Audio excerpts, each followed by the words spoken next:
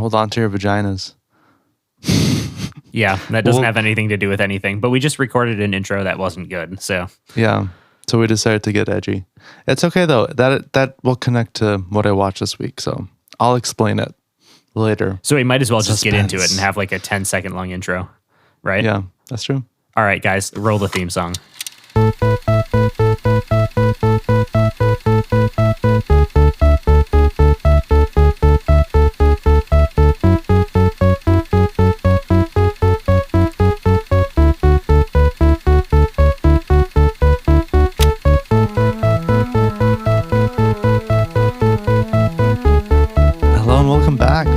Uncultured pop culture this week without any real intro.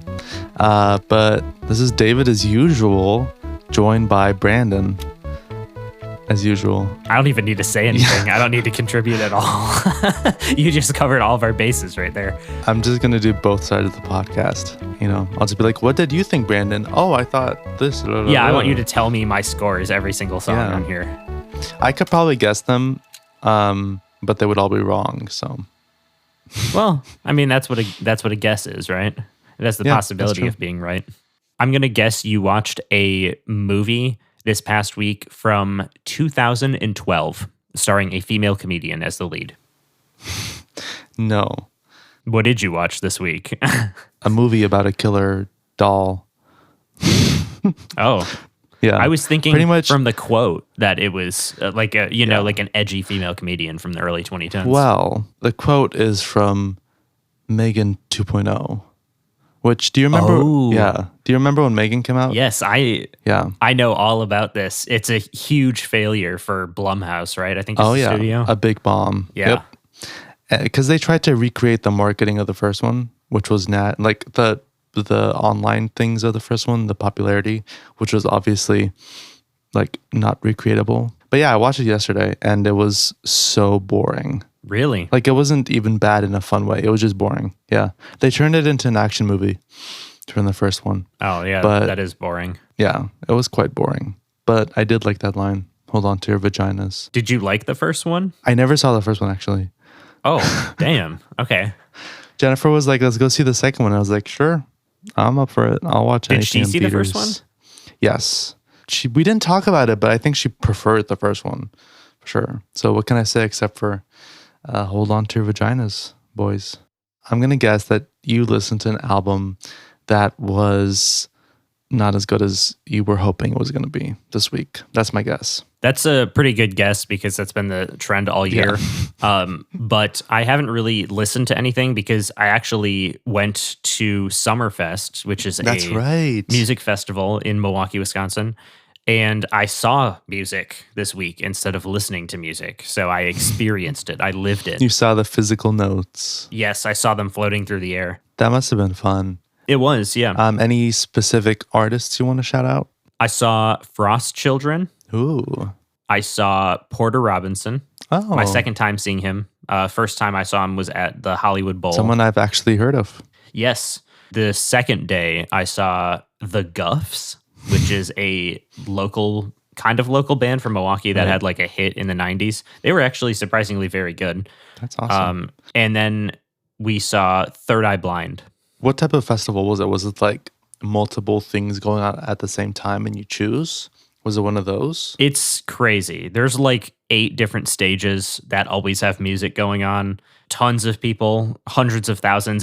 For a long time, it was the largest music festival in the world. Back before COVID, it was 11 days long, and it would be upwards of 800,000 people would attend it. Now it's split into 3 weekends of 3 days each. So it's 9 days instead of 11, but 9/11. Are you going to go back for another weekend or is it done? That was the last weekend.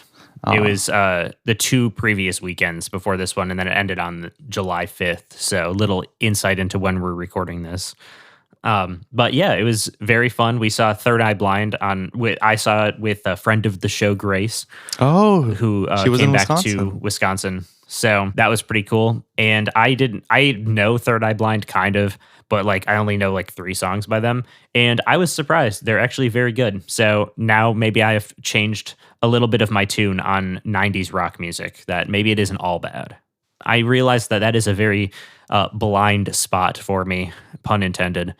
Yeah, I don't know much about 90s rock aside from like Nirvana, and that's kind of it.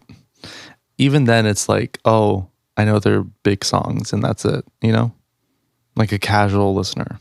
We'll learn. We'll learn. We'll learn together. We're both learning. We'll learn today.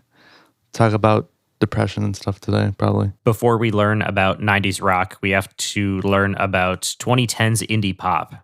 That's right. Which this is one of my favorite entries into that category, that genre of music. This is Maybe by Valley. What do you know about this band? Literally nothing. I'd never heard of them before. Listening to it, I was like, oh, this is definitely like indie pop. But I just don't know much about indie pop. So had I ever talked about them to you before or not? Possibly, but honestly, I don't think so. But you might have mentioned them and I just forgot or something like that, which is totally feasible because I forget everything. Well, in case I didn't mention them, and in case all of our listeners don't know who they are, which I assume most people don't, this is the band Valley. They are from Canada. They're listed as being from Toronto. I believe they're actually from the suburb of Toronto called Oakville. So shout out to the Greater Toronto area, the GTA, as they say.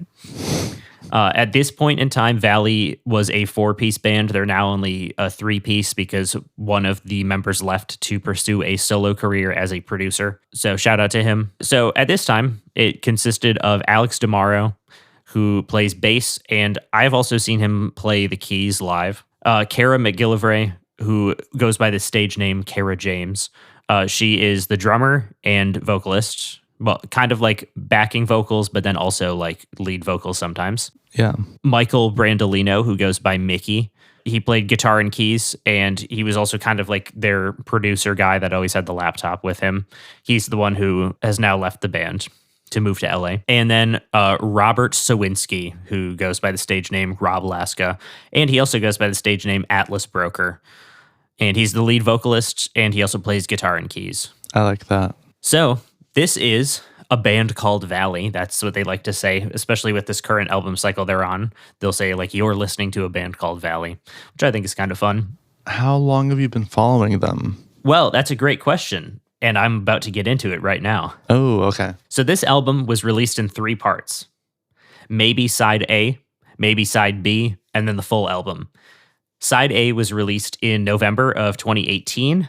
It was preceded by a few singles, Closer to the Picture in August, Push for Yellow in September, and Name Dropper a few weeks before the EP. And it was released on November 23rd, 2018. I discovered them on November 24th, 2018.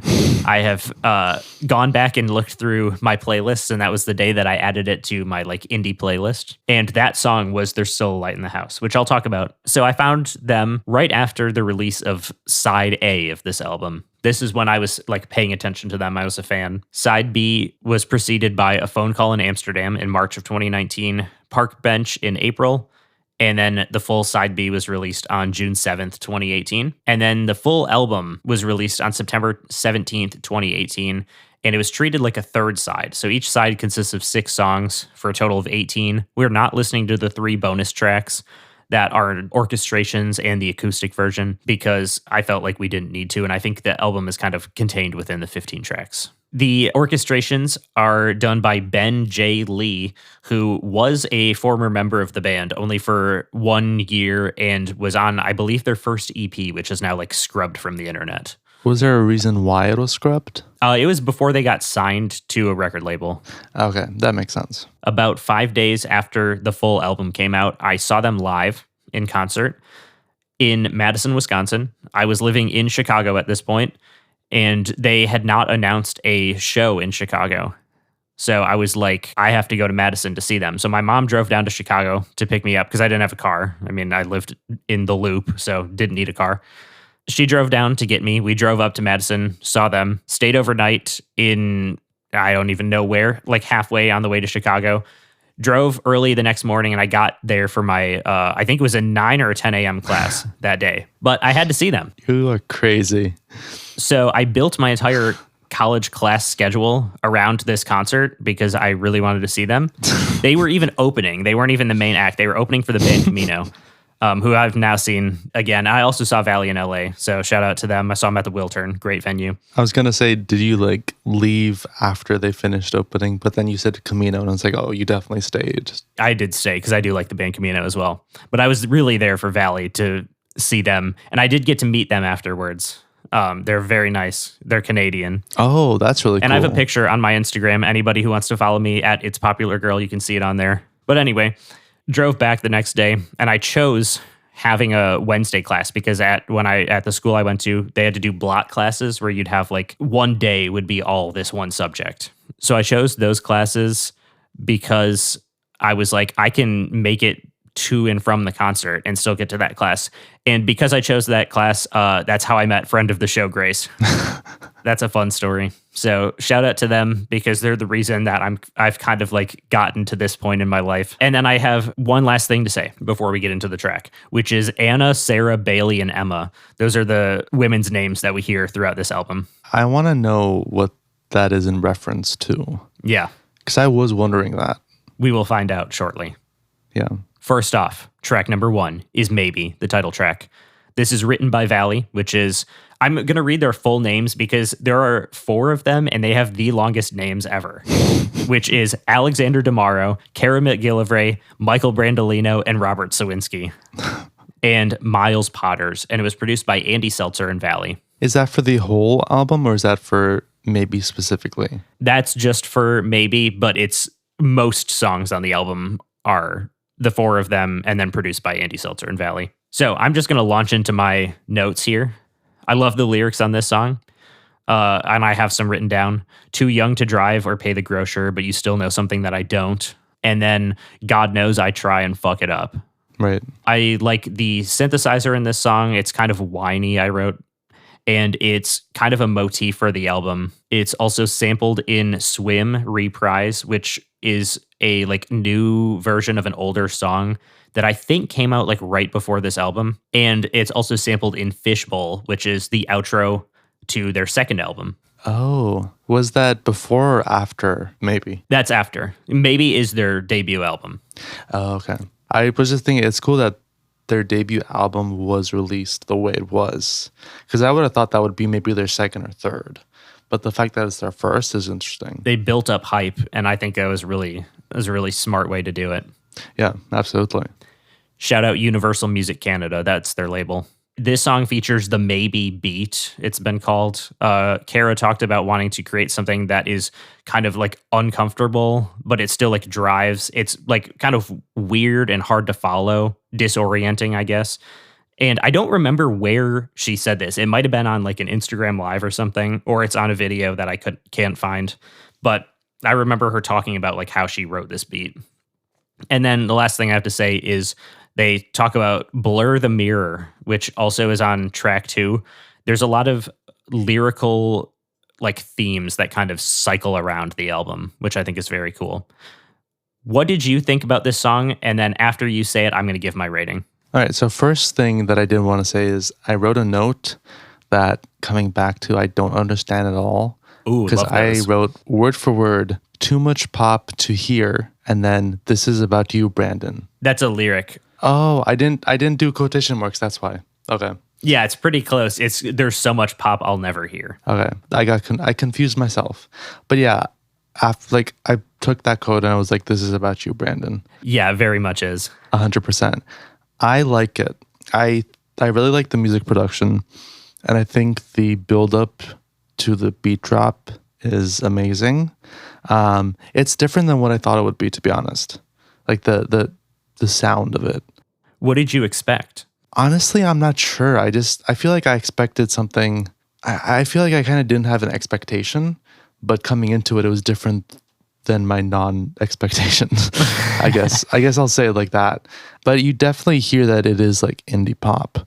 And I like it. I think it works very well. It's a 3.5 for me. I think it's a great start to the album. Do you want to guess what my score is? 3.5? No, 4.5. 5. 5. Okay. Yeah, you got there. Third time's the charm. You're going to notice a trend throughout this album. This is going to be like the Bon Iver album, isn't it? Yeah. Yeah. I mean, I don't know if I should spoil it right away, but I'm going to. This is in my like top 5 albums of all time. Oh, okay. That's exciting. Track number 2, There's Still a Light in the House. This is the first song I heard by them. I don't know how I heard it because I know it wasn't New Music Friday. It was somewhere on like an indie playlist or something on Spotify. And I found it with under 100,000 streams. It's now at 56 million streams. So I feel pretty accomplished with that. When I saw them live, I think it had just hit 1 million streams. And that was in 2019, September 2019. And I remember telling them that, and they were like, yeah, this song is huge. It's so much bigger than we ever would have expected. And it's like a fraction of the size it is now. Yeah. Which is pretty cool. I think that's amazing. I did want to ask, did I miss you saying that there were singles from this album?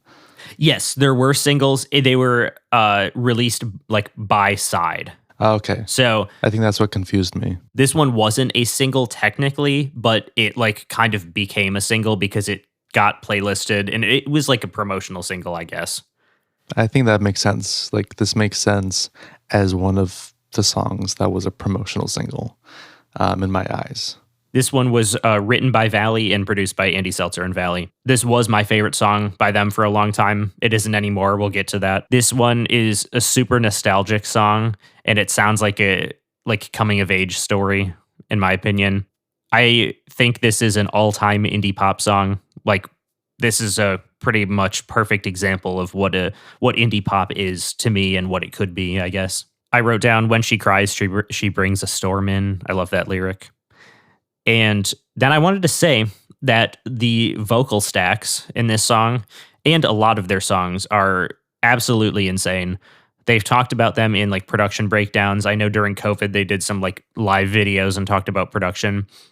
They wrote this song and then they recorded the lyrics and all the vocal stuff in an entirely separate project because there were so many of them that they couldn't fit them inside of the like actual project without it crashing, which I think is really cool. Super cool. And also something that I don't think I'd have the patience to do because that's just massive, yeah, you know? You know that took a long, long time, especially when you consider the fact that you had to put it together after. Yeah. They talked about like doing 9 stacks of like each thing that's being sung. Damn. So like Rob's lead vocal would have 9 things, and the imagining like the amount of takes that would be to get it like perfect. It's just wild. So shout out to them. Shout out to Andy Seltzer, the producers on this.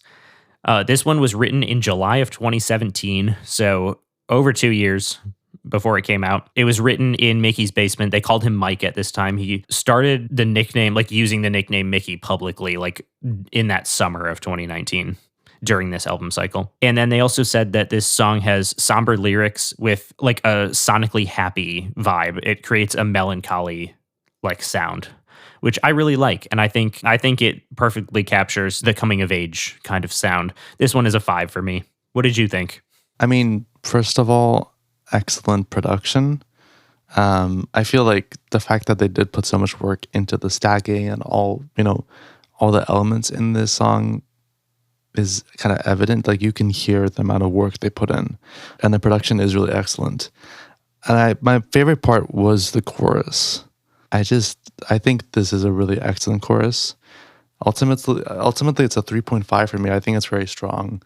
I feel like I'm starting to realize that indie pop and indie rock might not be my favorite genres, though. Interestingly enough, because I feel like those types of albums have always been kind of in the middle for me. Interesting. Compared to some other things. That being said, I still think it's very strong. The only like indie, I guess true indie rock album we did was Tourist History by Two Door Cinema Club, which had the Kesha effect. I hope this one didn't, but I guess we'll find out as it goes on. We'll find out. Also, Anna is Rob's sister. Oh. So that's one of the women taking care of. He said, it's 3:00, I'm calling Anna is a line in the bridge. And he talked about how he would call his sister to and that she was there for him when that's really cool. He was going through this hard time being in New York, writing the album, being away from home. Track number 3 is Closer to the Picture. This one is written and produced by Andy Seltzer and Valley. I feel like this song is the perfect teenage indie movie song.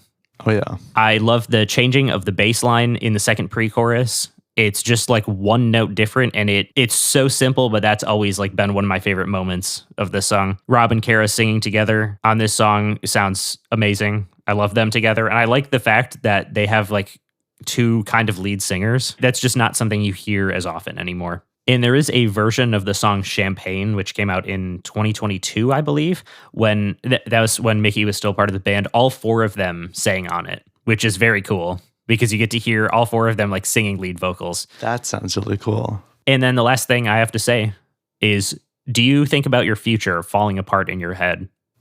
This one's a 5. Every single day. I think that this song is really beautiful.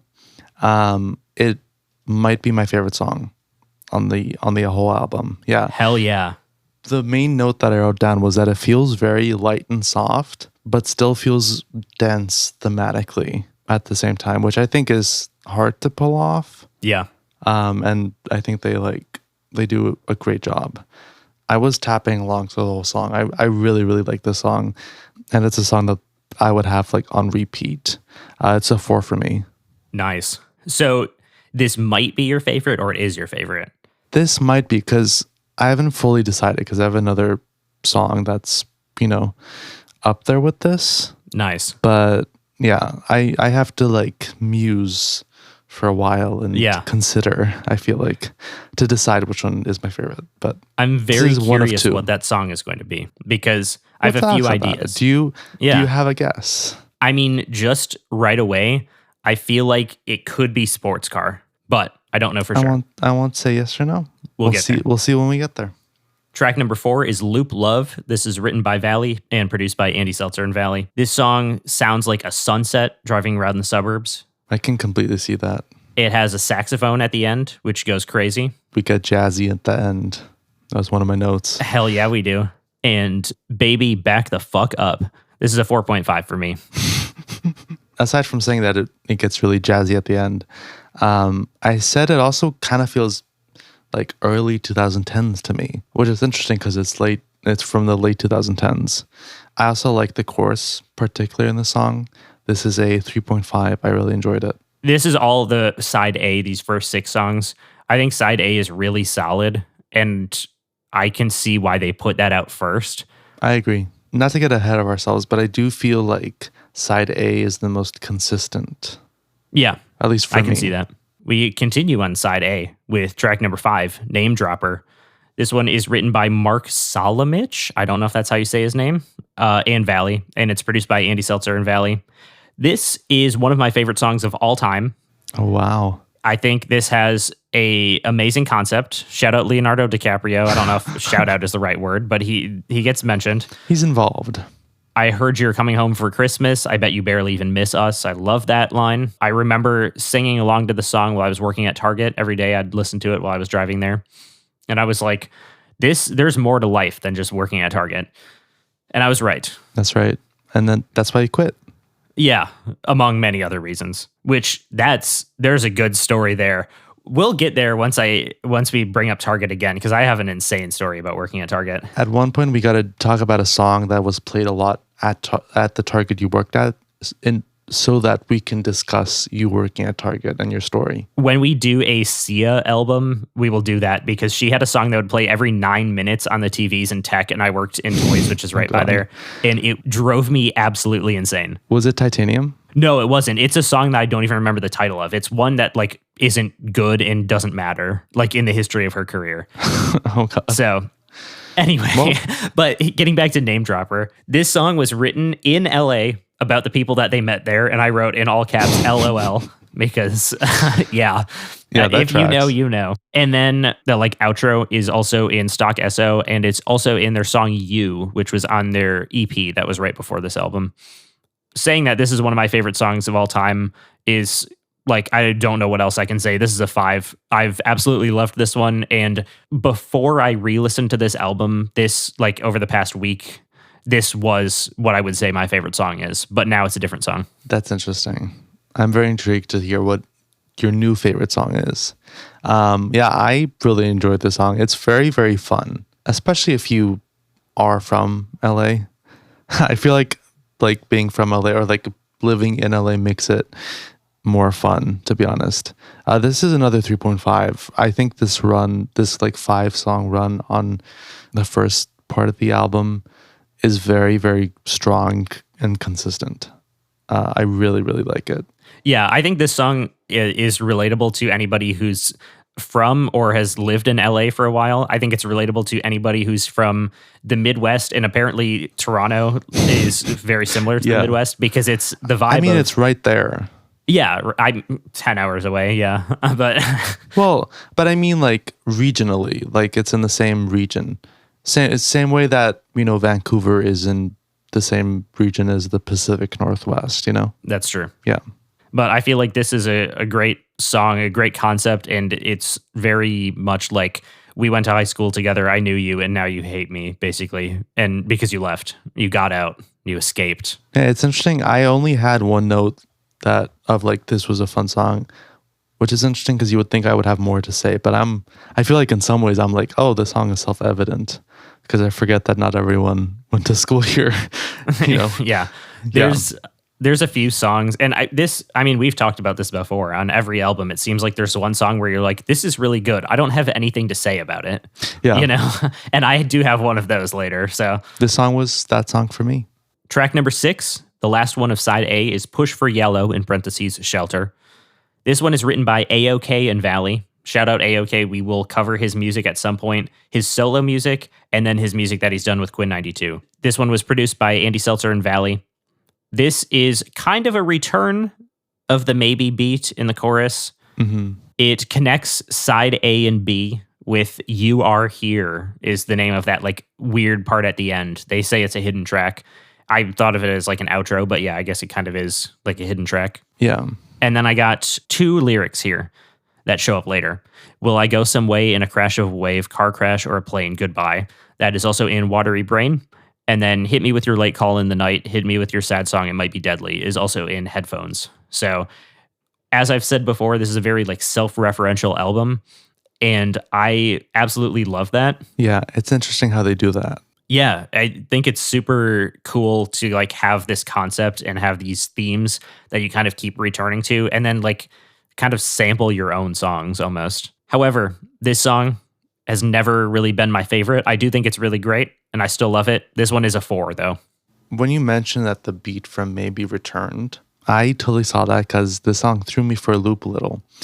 Let me go back a step. When I started listening to this album and I was like, okay, it's indie rock or indie pop, sorry. I was like, oh my gosh, is the Kesha effect going to appear? And it didn't really appear. Aside from this song where I was like, oh, this sounds familiar to Maybe, which now I'm realizing is because it's the same beat. And I think that's why I kind of only really experienced the Kesha effect here, unless I forgot that I experienced it somewhere else. But I don't feel like I did in this album. I feel like the songs are very distinct. Yeah. That was like a little interesting. I don't know. It's interesting how it's only in this one song because the beat is kind of repeated, which I do like. I do agree, though, this is not as strong as the first 5 songs. I feel like the beat drop wasn't as effective as it is in some of the previous songs. And in general, the production is good, but not like to the level that it was previously. It's a 3 for me. It's still really enjoyable. I still like it, but it's not that strong, I will say, for me. It is interesting that song was a single. Yeah. It was the second single after Closer to the Picture. Because I feel like There's Still a Light in the House, which I know we kind of talked about was kind of a single, but I feel like that, would have been the perfect song to kind of lead the singles, versus Push for Yellow. So with the end of Push for Yellow, it goes into track number 7, A Phone Call in Amsterdam. This one is written by Valley, and it's produced by Andy Seltzer and Valley.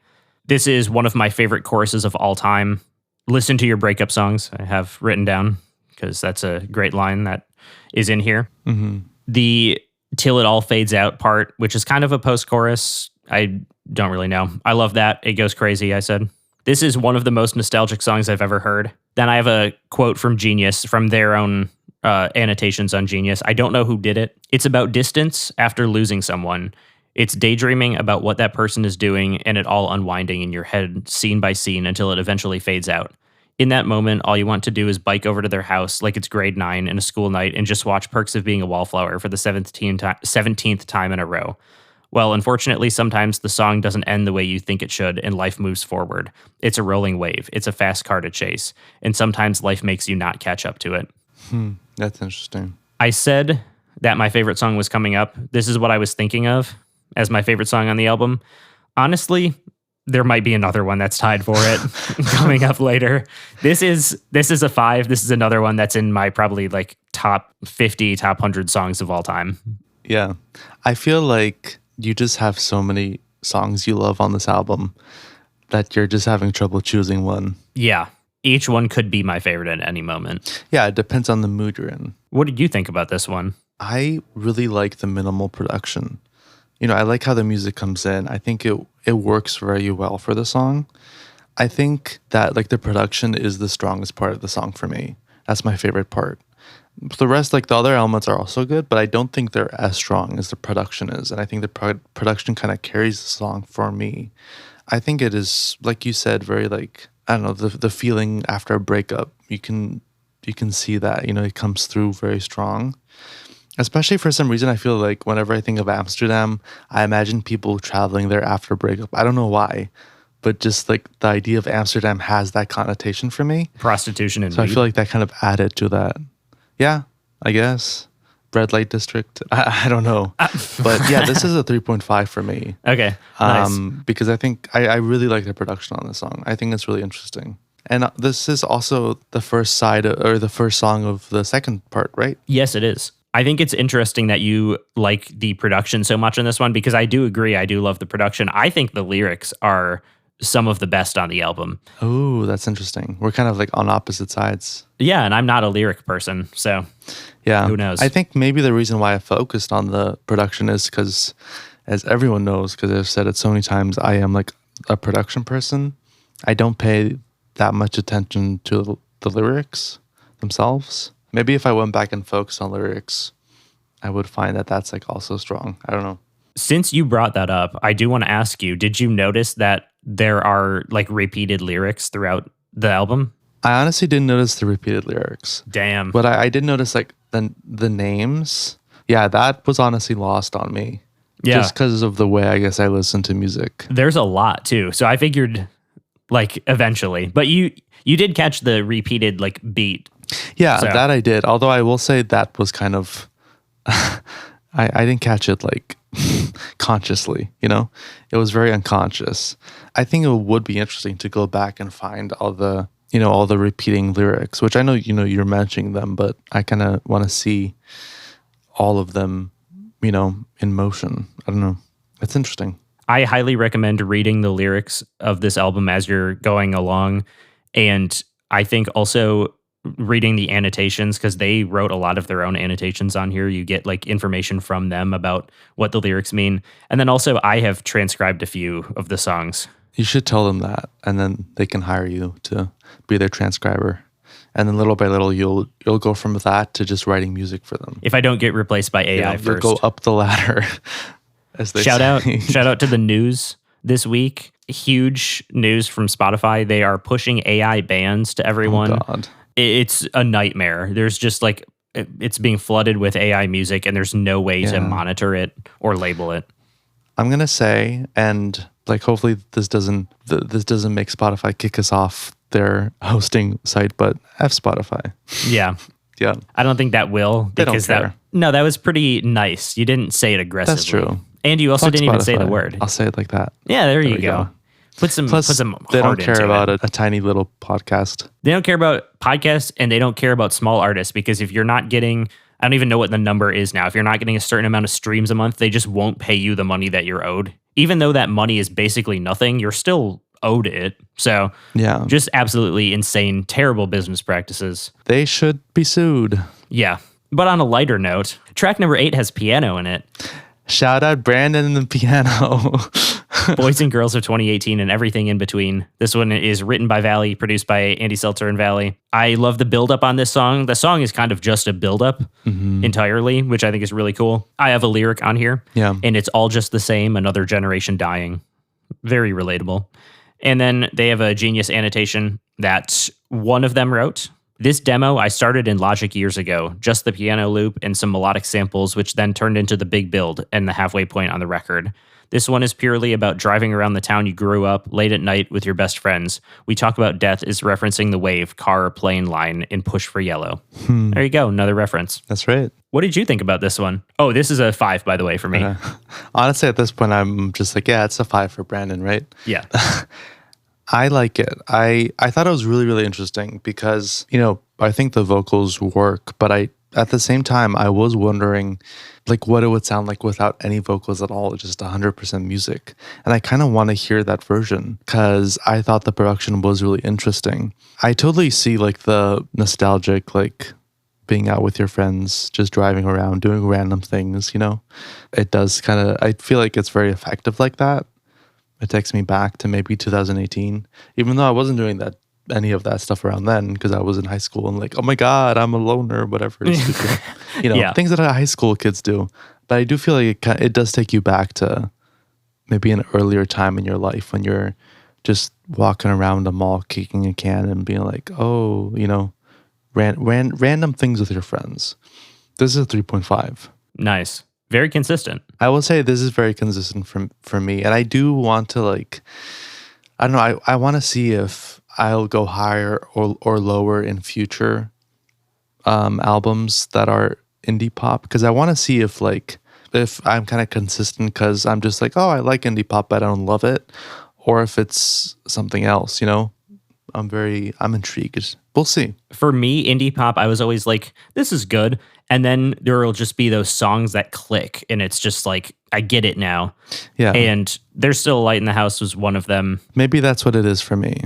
Around this time, I think 2018 was the year I really started like trying to get into indie music. And then I found some stuff that I really liked, including Valley and the band Camino. Shout out to them. Yeah. In 2018, just like the boys and girls of 2018. Exactly. And everything in between. You can't forget that. Because they're allies. Like, actually, for real, they're very cool. Hell yeah, which is what we love. Track number 9, Park Bench. Written by Valley, produced by Andy Seltzer and Valley. I have an annotation from Genius. Yeah, in your pocket reach, I'm just currency. Sometimes everything wrong with the world feels like it comes down to money and ease of reach or use. This line, when we wrote it, felt like money can't buy happiness.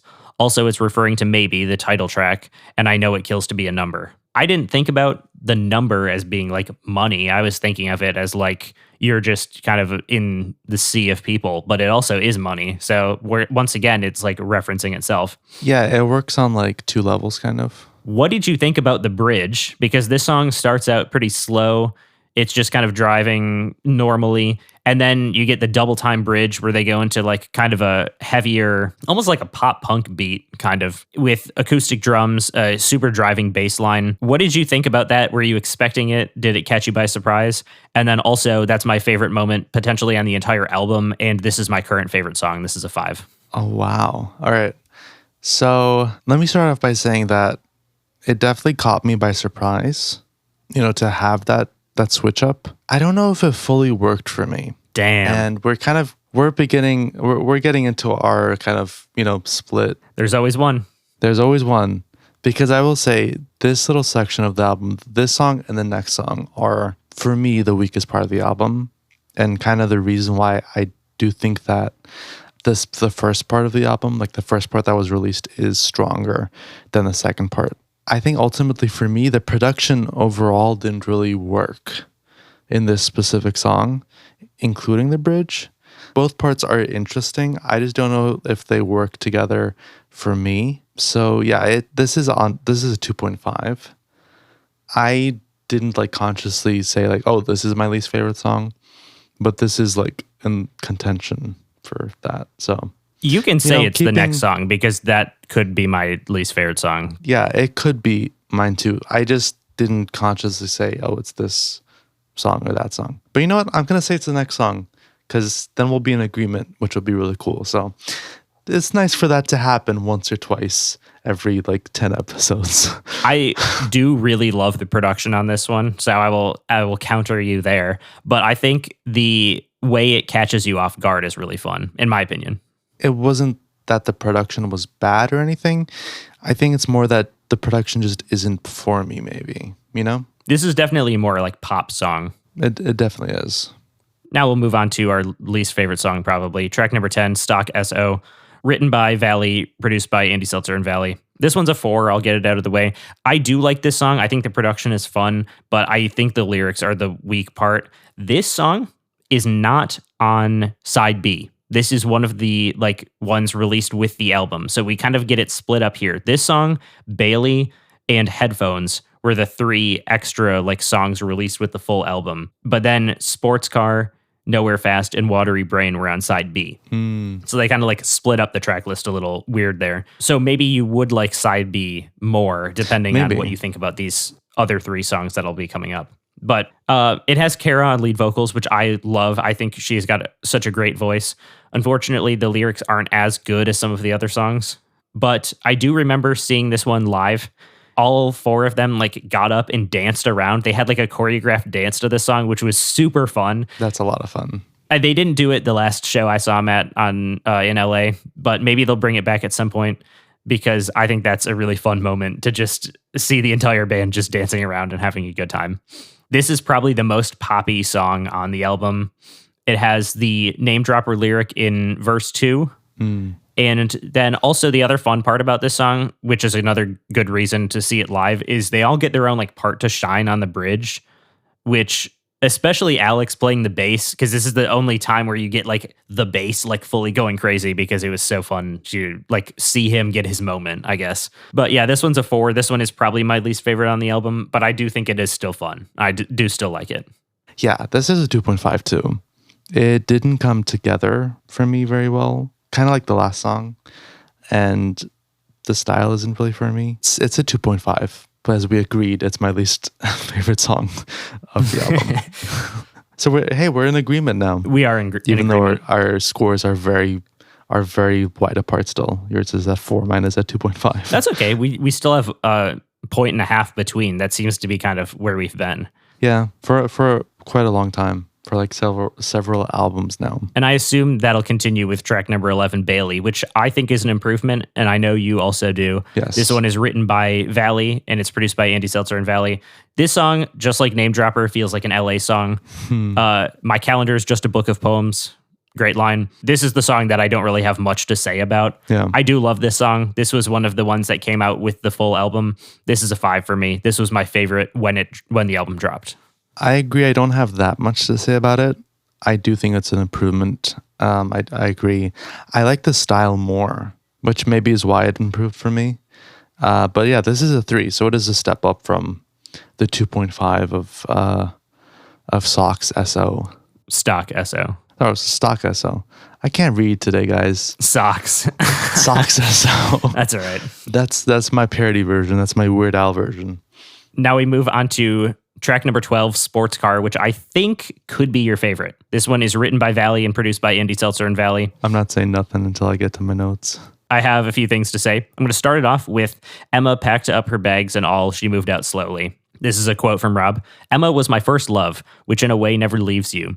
For Emma Forever Ago is also an album by Bon Iver. Shout out. That pretty much saved my life in high school. The double meaning was important for me. Sports Car is very much about the deconstruction yet romanticization of growing up in the suburbs and what you learn from it. Mm-hmm. It's a classroom journal entry on daydreaming the day I drive away from Emma and not looking back, who in the song represents a really dark point in my life.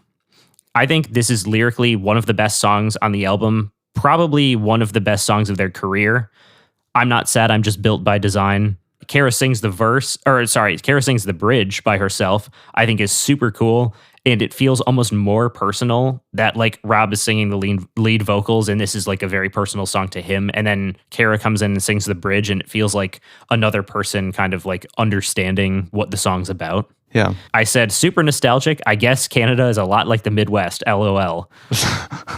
At least Toronto is, let's say that. Yeah, the GTA. The weird kind of like whiny synthesizer from the song maybe, and from other songs previously, kind of makes an appearance here again. And I think it's very fun and kind of adds to the feeling that this song is connected to the rest of the album. And then the song ends with Emma packed up her bags and all, she moved out right there. And that's how I end my notes. This is a 5. This is a perfect song. Yeah. This is one of my favorite songs by them of all time. Is this your favorite song on the album? Well, okay, first of all, I want to say you and Rob are very similar. Yes, we are.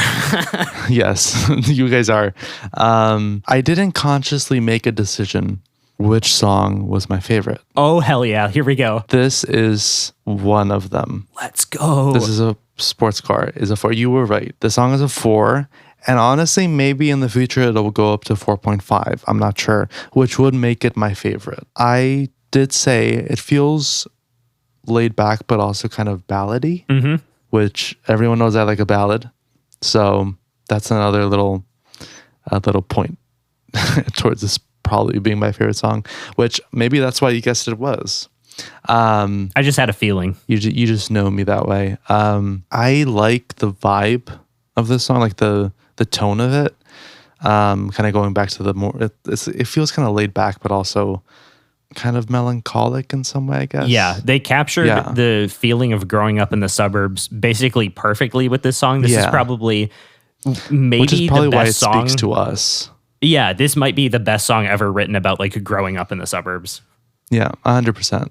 I don't know, if you grow up in the suburbs, like it just reminds you of like everything. And it's very effective like that. I also wanted to say, I really, really like when, you have the second voice coming in, as you mentioned, having 2 voices singing, which I know we kind of talked about how it's very unusual nowadays.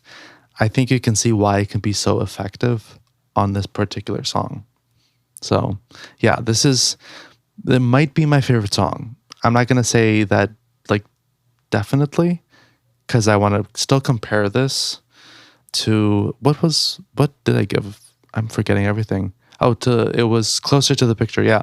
I want to compare these two, but I was considering giving this a 4.5, which does kind of speak to this being my favorite song. So there you guys go. We'll see. Maybe in the future I'll update you guys and be like, I gave Sports Car 4.5. We'll see. This is a side B song, by the way. When does side like C or like the third section of the album start? It's just mixed in because Stock SO Bailey and then track number 13, Headphones, which we're going to cover right now, is also a side C song. Oh. Along with the 3 bonus ones. That's interesting. I wonder why they did like that. I don't really know, but I do. I don't know. I was thinking about the track list and I was like, I don't know if I like it being broken up like that, but then it's kind of like, no, I kind of do, especially with the last 2 songs, Nowhere Fast and Watery Brain. I think that's the perfect way to end the album. Before we get there, we have track number 13, Headphones. This one is written by David Berg and Valley and produced by Andy Seltzer and Valley. Rob says about this song is about hearing a song you used to share with a special someone. They aren't around anymore, and you don't think they think about you as much as you think about them. Hit me with a Holocene, he says in here. That's a Bon Iver reference to the second album, Bon Iver, Bon Iver. So shout out to Wisconsin as well. They know what Wisconsin is because, well, obviously they toured here as well. But like, one of basically our greatest export as a state. They know geography. Growing up ain't easy, but if you don't mind it, then you won't mind me. Love that line. That's kind of a great reference to Aftersun as well. That is very true. And then I also love how this is a slow song that feels very melancholic. And then we get the brief moment of I wrote Euphoria ? At the end, where it picks up. I am assuming that you won't like this one as much because I don't think you like the kind of like 2-part song, but this is a 5 for me. And this one has always hit, and I think it's very good. You were right. I didn't like it as much as Sports Car. I do still like it, though. I like the simplicity of it. I also thought that it did sound a little folk at parts, which I also enjoyed. I thought it was interesting. It's a 3.5. I do really like the song. That's higher than I thought it would be. Yeah, it's a strong song for me. It worked for me. It worked better, and this is kind of spoiler, but it actually worked better than the last 2 songs of the album, which I know we'll talk about in a second. So, yeah, I did like it. It's a 3.5. Track number 14 is Nowhere Fast, written by Jason Wu, who also goes by Rabbit, and Valley, and produced by Andy Seltzer and Valley. I'm a flying kite in a parking lot. Something pure but lonely. I wrote that down and I didn't put quotation marks around it, so I don't know if that means that I said that or if that was an annotation. I feel like it's an Maybe annotation now. both. I obviously agreed with it. Verse 2 is lyrically perfect. All the triumphs that I've had are hanging on my fridge. I absolutely love that line. I think that's one of their best lines as well. That is a really good line. Yeah. I'm going nowhere. This is a 5. That's interesting. As I said, I do think that this is weaker for me than Headphones. And I think that's because, again, the style of this particular song didn't work that well for me. Piano ballad. Yeah. I know it's interesting because I was about to say, I like ballads. You would think that it would be like a knock out of the park for me. But what can I say? It's a 3. It's still like enjoyable, but it's not that strong for me. Sorry, because I know you love the piano, but Yeah. yeah, I don't know. It's interesting. I feel like when it started, I was like, oh, I'll probably really like this song. But then by then I was like, it's fine. We got one last song, Watery Brain, written by Chris Leon, Elliot Jacobson, Miles Avery, and Valley, and produced by Andy Seltzer and Valley. This song feels both triumphant and sad. It feels like a great closer to the album, in my opinion. Mm-hmm. There are tons of references to the other songs on the album. You get the synthesizer from Maybe that comes back. You get the Maybe beat. Yeah. You're an old friend and some things still remain, but as we grow, the more you just become a name. I also love that one because I worry that will happen to everyone I know, basically, that we're going to grow apart. I mean, I feel like that is kind of... It can't happen with us because we have to do this. We will see each other podcast. every week. Exactly. Yes. Otherwise, the world ends. Yeah, that's it. No more podcasting as we know it. I feel like that is also something that is a fear for every adult because that's just a part of being an adult, having less time to see the people you want to see and then them also having less time. So, yeah. When it comes to Watery Brain, I did want to say I love the title. That being said, it's going to be kind of a letdown, I feel like, for you. But this is... Well, then I'll come back with the rest of my notes after you let me down. Okay, finish yours first. I forgot. I think this is a perfect way to end the album. The first part of the lyrics in the song Maybe are sung triumphantly with a choir, and the second part is sung like very up close and like personal. I wrote down intimate as well. Ooh. I said this might be the best closer to an album ever, and then I wrote down this is definitely my top 5 albums ever. And God Knows I Try, because in the song, God Knows I Try and Fuck It Up is the first like part in Maybe. And then this one is just I try and that's it. And that's all I can do now. Oh, that's an interesting little, I didn't notice that, to be honest. You got to read the lyrics. I'm telling you. Read the lyrics. I honestly want to go back and read the lyrics. Let me down, for please. Songs. I'm going to let you down. It didn't really flow together that well for me. It ended up kind of tying with Park Bench and Stock So. Or as I like to say, Soccer So. Or Socks. You said before. Or Socks. That's true. I just mixed everything up. At 2.5, it didn't work for me, I will say. It didn't flow together very well for me. I didn't hate it because it's 2.5, which is for me. It's kind of like a score that denotes We did widen the split on this one, 2.5 to a 5. We are half.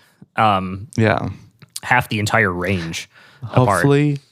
Hopefully the farthest we ever get apart from each other's scores. No, we already got there. Crossed. That was 100 gex. I think I gave a song a 4.5 and you gave it like a 1. I'm pretty sure. That's right.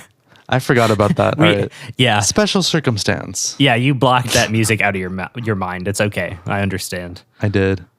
I don't even remember that whole day. I blocked Dangerous Liaisons, the movie, out of my mind. I forgot we even did that. And Sexy Beast too, right? I do remember Sexy Beast, but I had to think about it, and I was like, there's another movie I didn't like. And I was like, oh yeah, it was Dangerous Liaisons. I forgot about that one. But anyway, we have now reached the end of the album. This is a top 5 album for me. I've already said that. I think that this is one of the best indie pop albums ever, maybe the best. I think that this is a great introduction to this band. They definitely sound different on every project that they do, which is kind of cool. This is their most indie pop sounding one. And then I also want to say, if you have never heard of them, please go stream this because I'm sure you'll find something that you absolutely love on here because there's all kinds of different things going on.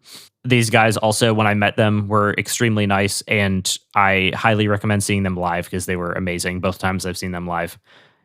And yeah, this is a 5 for me. I don't think anyone would have expected anything else based on everything I've said about it so far. Yep. Yeah, this is a perfect album. What is your score? So I know I was kind of all over the place with my scores, but this is still like a 3.5 overall for me because I do think it's quite strong. That's what I was hoping for. Yeah. Like, as I said before, some parts of it don't work that well for me, but on the other hand, some songs do. And in general, I do like the production of this album. I think that's very, very strong. So yeah, it's a 3.5. I enjoyed listening to this a lot. And it's something that I'm interested in revisiting, especially because I did miss a lot when it comes to the lyrics. Yeah. So I do want to, revisit that with like that in the center of my mind, kind of. I also want to ask you this because I was thinking about this the other day, and I've never asked this on the podcast as far as I know. How many of these songs are you going to return to / like put in your playlists for like regular listening to? Because I know you mentioned the Daft Punk album. You had a few songs that you listened to like on repeat from it. Yeah. Are there songs from here that are making it? Are there songs from every album we've done so far that are going to make it? It depends album to album. It also depends because sometimes I will listen to an album while I'm also like I have another song outside of the podcast that I'm listening to a lot. So because of that, like I might not listen to something from the podcast because I already have something that I'm listening to a lot in the moment.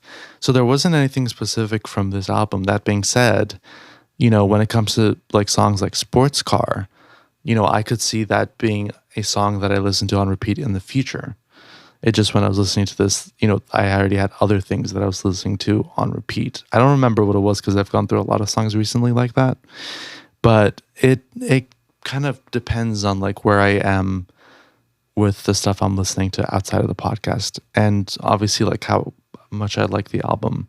But this is an album where I know for sure I will return to songs, and where I could see my favorite songs being songs that I do have on repeat. Nice. So yeah, and that is an interesting like thing to talk about because that has happened on previous albums too. Yeah, I think that is a question I want to ask more now because like a peek inside of our minds live, us talking about the making of the podcast. Because I do think it's very interesting to think like, what are you going to take away from this episode, I guess, Yeah, I agree. But that's all I got for music. Well, I guess it's time to get into our movie then.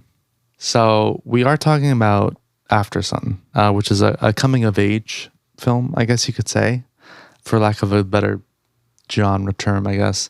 And as usual, I'm going to begin with the IMDb logline, and I do want to know what you think. Sophie reflects on the shared joy and private melancholy of a holiday she took with her father 20 years earlier. Memories real and imagined fill the gaps between as she tries to reconcile the father she knew with the man she didn't. What do you think? I think that's pretty good. It works, right? It's interesting that like the adult version of her is in the forefront of the logline though, because she isn't in the film very much. It's more seen as like the perspective of the kid version of herself. But yeah, I think it works. Yeah. So we're gonna start with the credits as usual. The film is directed and written by Charlotte Wells, who was a British filmmaker. It's produced by Adele Romansky, Amy Jackson, Barry Jenkins, and Mark Syriac. I apologize if I butchered his name.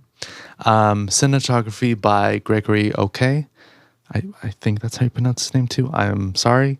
Again, I feel like I'm going to be apologizing for a lot of names here. Edited by Blair McClendon. Music by Oliver Coates.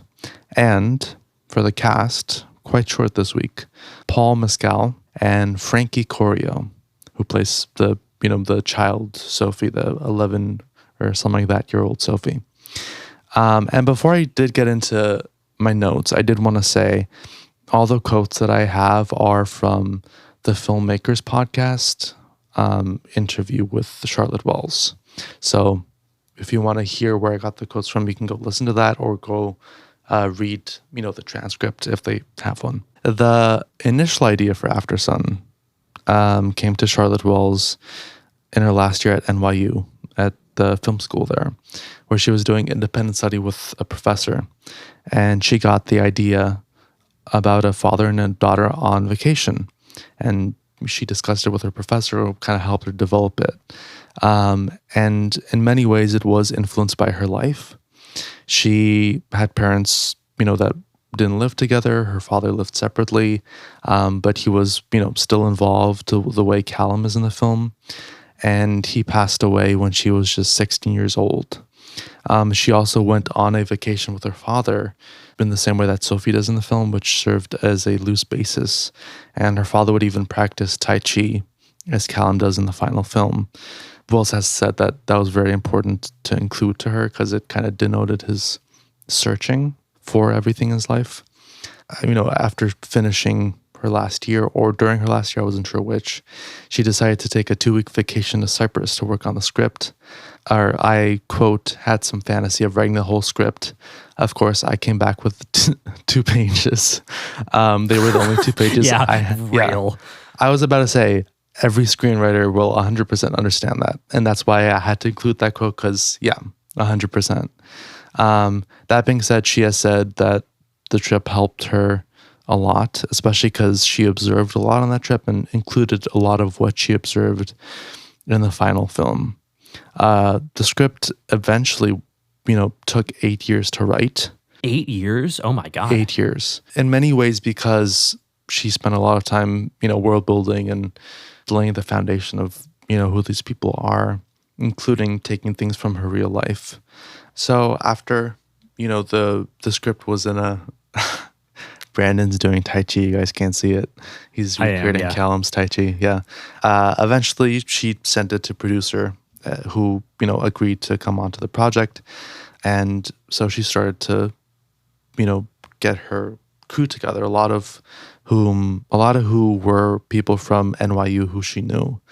When it came to casting, Wells has said, quote, I was looking for, especially in the actor who's going to play Callum, a real partner in developing and portraying that character. And Paul is so good, I was able to hand over my file on Callum and then let him use that as a foundation on which to build and find his own empathy for Callum, end quote. Which I think that comes through in the film. I think you can totally see how much work he put into creating this character.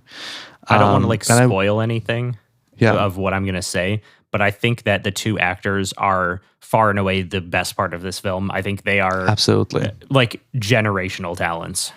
Yes, I completely agree. And I think that this is the type of film where everything rests on the performances. The success of the film rests on the performances. And I think that's what, not to spoil it, but that's what makes the film work so well for me, are the fantastic performances. I also wanted to say, I think it takes a lot to make a film that's so personal in terms of you're taking a lot of things about your father, maybe, and then giving it to an actor. I think that takes a lot. And the fact that they work together to kind of create this character, I think speaks to, the relationship they were able to, develop as a director and actor. As for Frankie Corio, I think also, as you said, they're both generational talents, which I completely agree with. She was one of 800 girls who actually auditioned for the role of Sophie. I did like this little anecdote that her audition process included filming parts of her everyday life before her official in-person audition, which makes sense. The age difference between her and Mescal is actually only 14 years in real life. And they actually got together and spent 2 weeks before filming on a holiday together to, create the bond. And they became very close and, according to Corio, still keep in touch. And that's really cool. Yeah, you can totally see that, I feel like. You can see that they're actually, they're obviously not father and daughter, but they're actually friends. And I feel like in many ways, they probably have a relationship that's kind of Mescal is kind of not a father figure, but an adult figure for her that is close to her. Something like an uncle or something like that. or an older brother. A lot of the film is centered obviously around Koryo's perspective, her character's perspective. So because of that, before filming, Wells read through the script with Mescal and Koryo, but took out all the scenes where Callum is alone.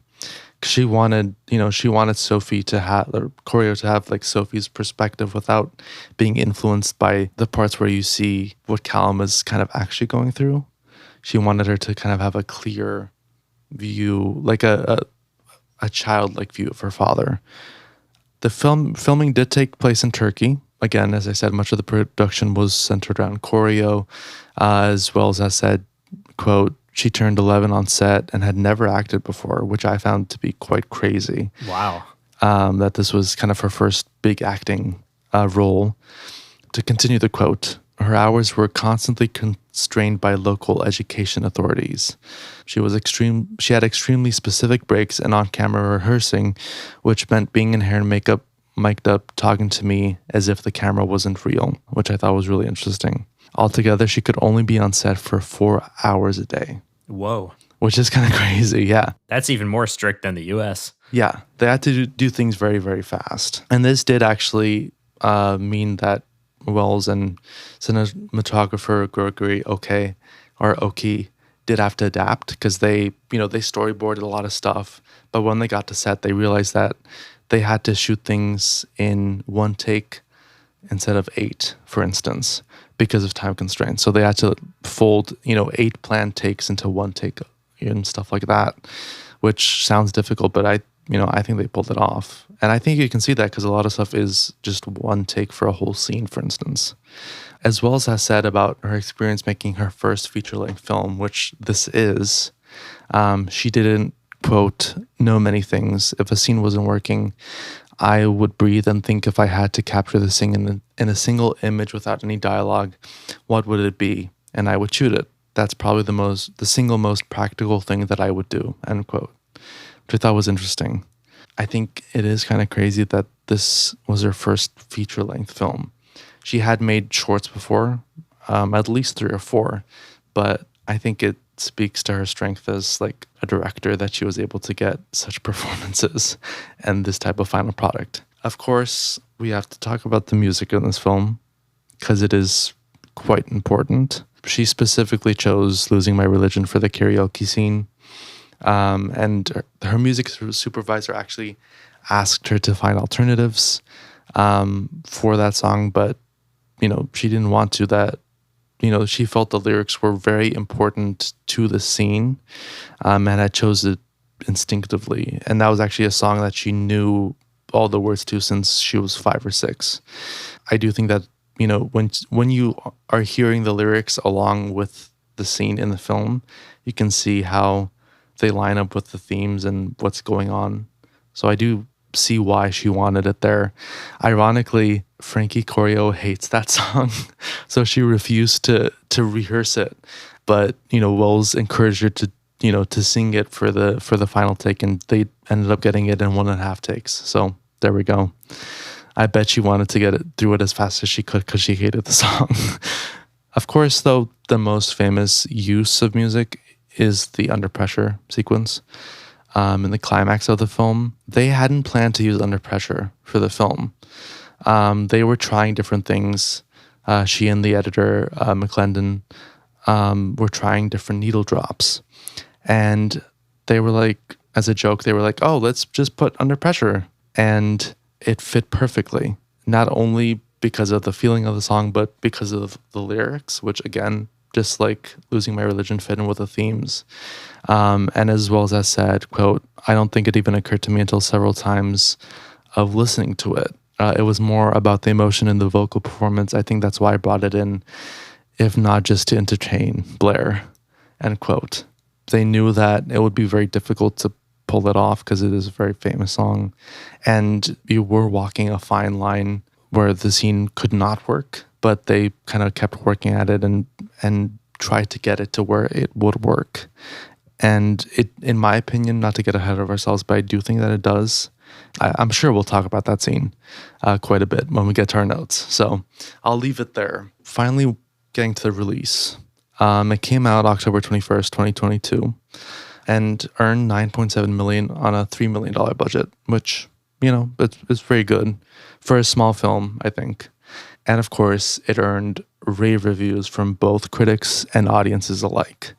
It won a lot of notable awards. It won the French Touch Prize of the jury at Cannes. It won Best Debut by a British writer, director, or producer for Wells at the British Academy Film Awards.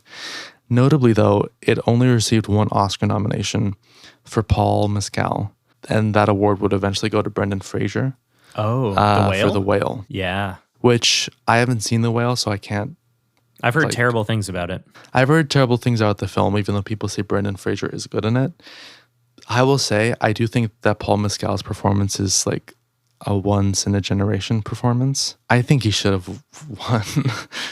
And I think Frankie Corio should have been nominated too.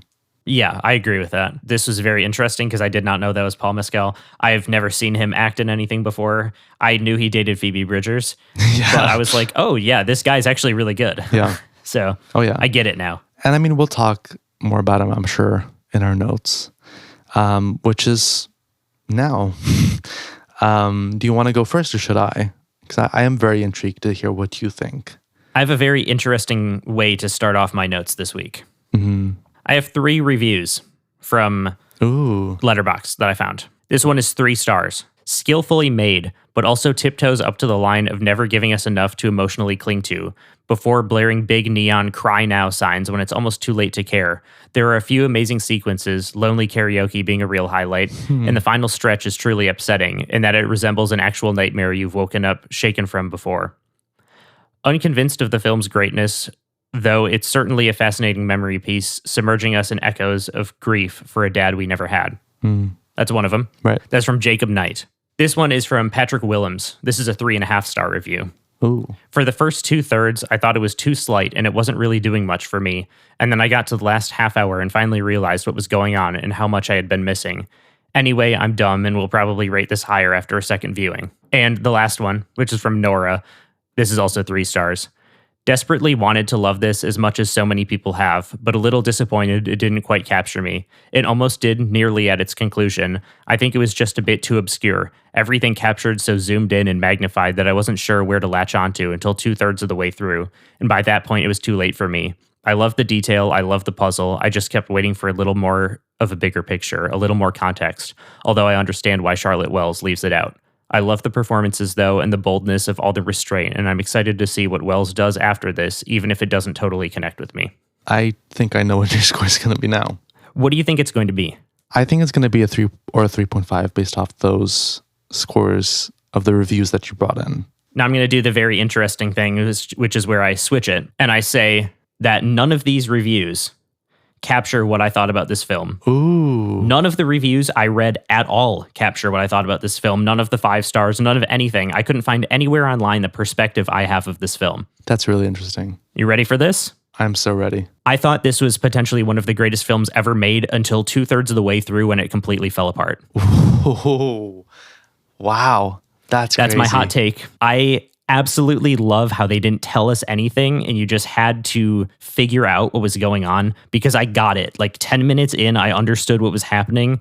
I understood we were on like vacation. This is told through memories. This is Sophie like thinking about her past and where she was.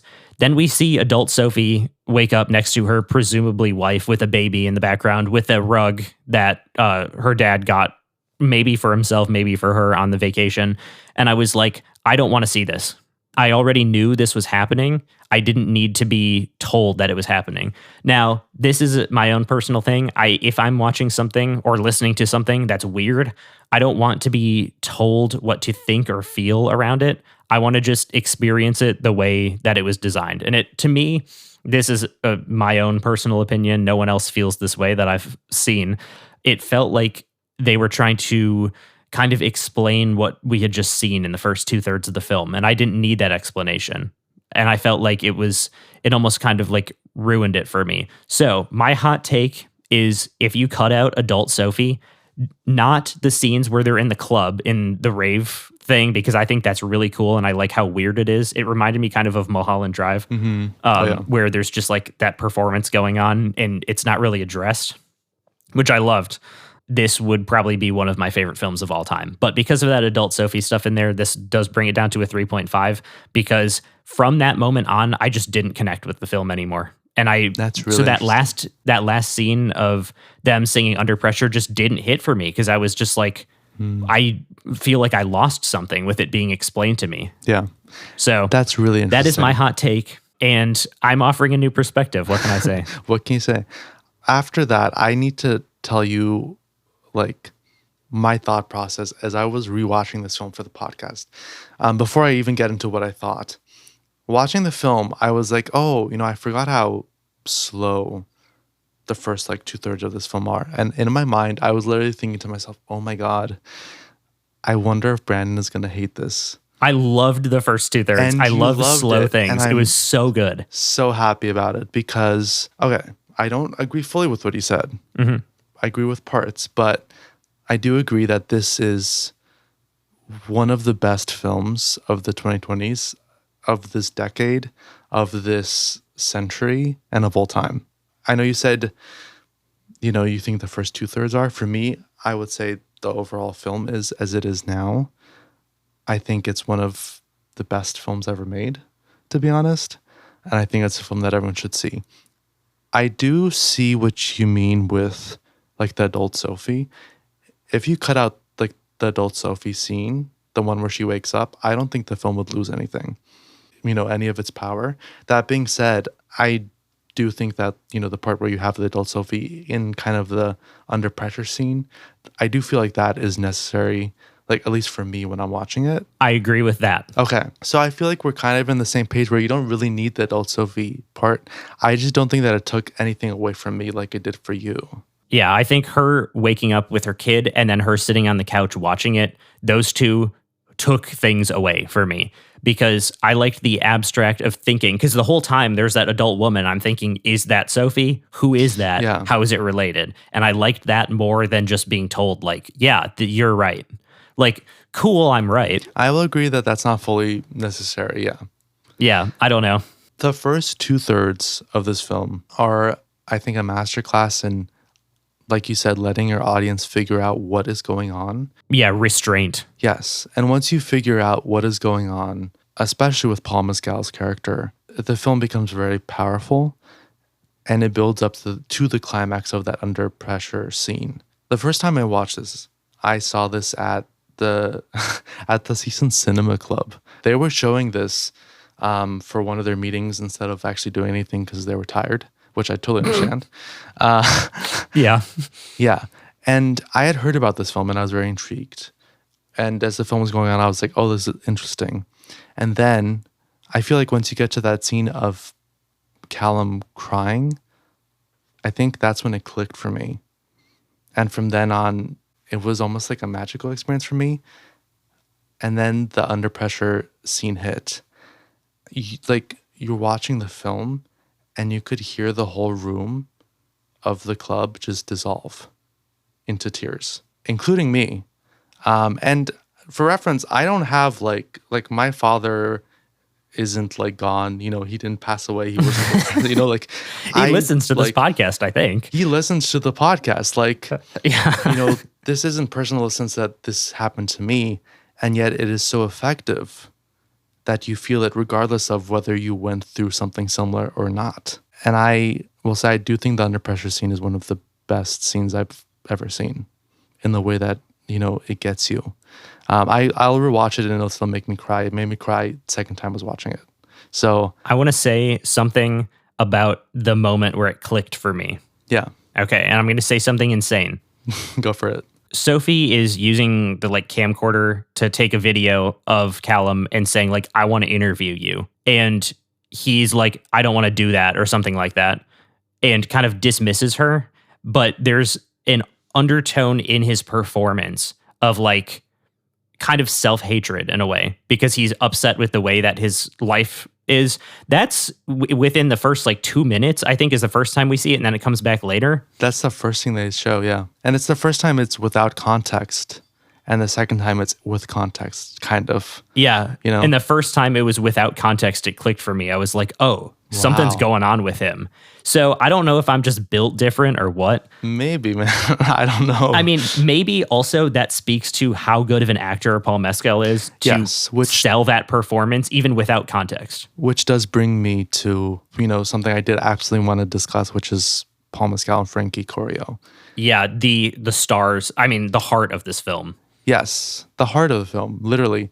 Their performances are to a level which I think you rarely ever see. Yeah.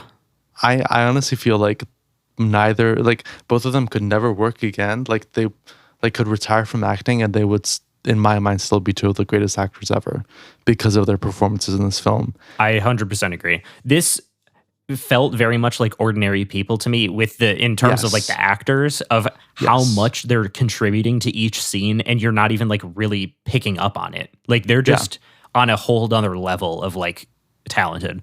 100%. Especially, with, Paul Mescal, he is like doing two whole different things throughout the whole film where he has like this, like his persona outside where it's like, oh, I'm my dad and I'm having fun on this vacation. I'm here for my daughter. And then the undercurrent of, I hate all of the, like that my life is shit. Like, his depression and all that, which he does it so well that, it feels natural. It comes together so well. It feels like both of those parts of him are connected together, which is so hard to do. I don't know how he does it. Yeah. Yeah. The thing for me that really, like, after I finished watching this movie and I was picking out the parts that I liked of it, obviously I think the writing is good. I have my own like problems with it, whatever.